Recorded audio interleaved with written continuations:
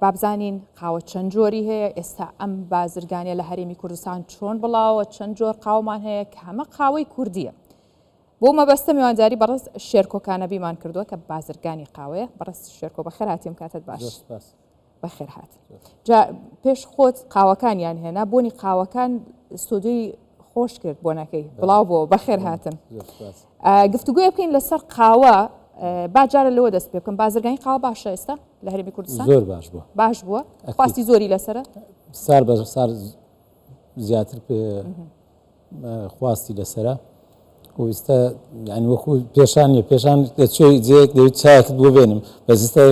قاوەکت بۆ بێنم جا لەوەش باشتر بۆ کاڵە قاوەکە چ جۆرێک بێ ئێستاوە نییە هەر ڕازیبی بە یەکنەوە قاوە بۆ بێن چەندین جۆری هەیە جۆری قاوەکان زۆرن بەس ئەوانی کە لە لای خۆمان کە زۆر باوە قاوەی قەزوان قاوەیەکی کوردەواری خۆمانەیە شتێکی بە سوودە زۆریش و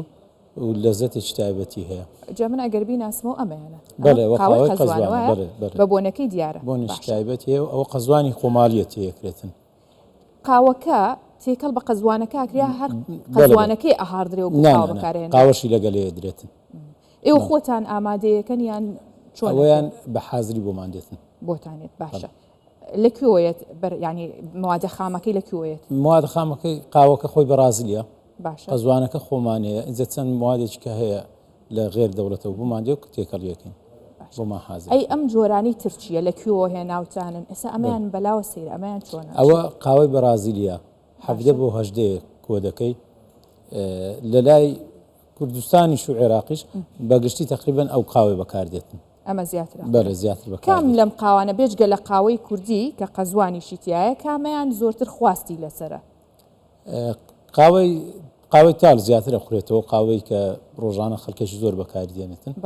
ئەو قاوەی بەرازیلیە باشە کاک شێرکۆ ئێوە وەکو بازرگانی قاوە کە ئەم جۆرە قاوا ناهێنن ئێستا لە دنیاە قاوە سەری زۆر بەرز بۆتەوە بە حکومەوەی کەش و هەوا تێک چووە بازرگانیەکە زیاتری تێچێت ئەمە چۆن ئێوە توانی وتانە مامەڵەی لەگەڵا بکەن کاریگەری لەسەر بازار هەبووە لە هەرێمی کوردستان خۆی کاریگەرێکی کەمی دەبێت بەس بەو ئاستەنیە چکە ئەو خەڵکەی کە قاوە خۆرە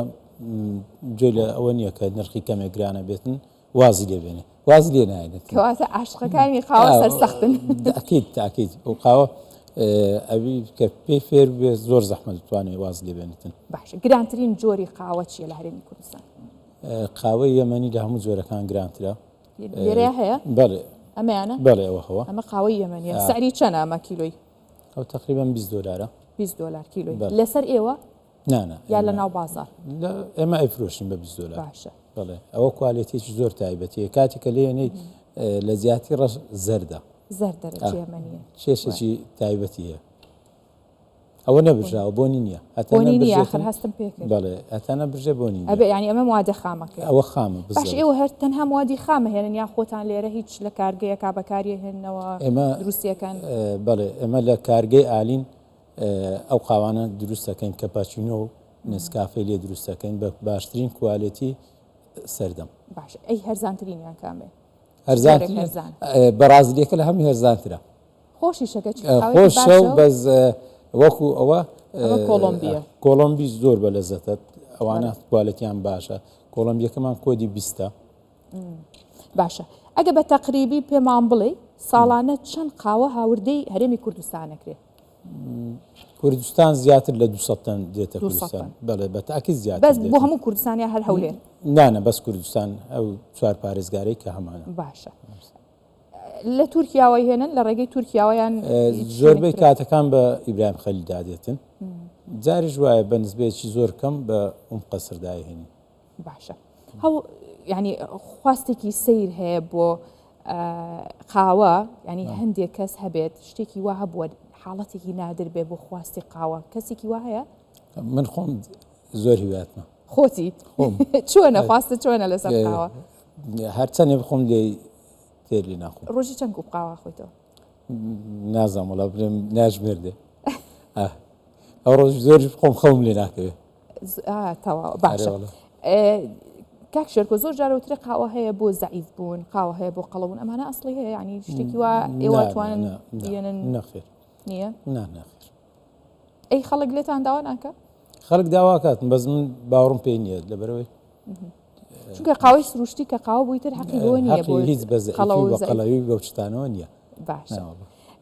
کام جۆر لە قاوەکان ئێستا لە هەرێمی کوردستانە خەڵک زیاتر ئەیکڕە لە ئێوە بۆ نمونە بازرگانەکانی ترخواستی لەسرە؟ لە کوردستانە ئەو قاوە بەرازیلێ زۆر خواستی لەسرە بە هاڕاوی بە نەهاڕاوی بە برژاوی نەبرژاوی. ئەویان کیلوی بەچەنە بەرازیلەکە؟ هەرزانە تقریبان چولەیەکەوێتە سەر $8 $8 بەڵێ.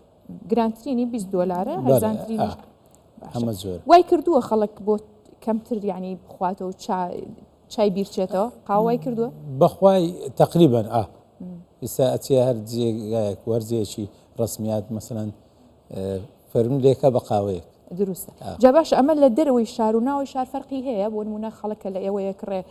خەڵکی ناوچە جیاوازەکان هیچ جیاوازێکی هەیە لە شارێک زیاتر قاوە خۆر بن کەمتر بێ فرۆشتان زیاتر بێ؟ خۆی لە کوردستانە بەنسبەیەکی کەم لە چاو ئاستی خوار و بەکاردێتن قاوە زیاتر لە جنوب زیاتر قاوە زۆر بەکارت دێت. ئەی لە ناوچەکانی کوردستان کام شار زیاتر؟ هەولێر زۆر باشە. فرۆشتان زیاتر؟ فرۆشمان زۆر باشە لە هەولێر الحەمدولله. زۆر باشە. سەرکەوتوو بن بە هیوای هەمیشە خێردار بن. کەناڵەکەتان زۆر سپاس. بەخێر هاتن. خۆشحاڵ بن. هەمیشە سەرکەوتوو بن.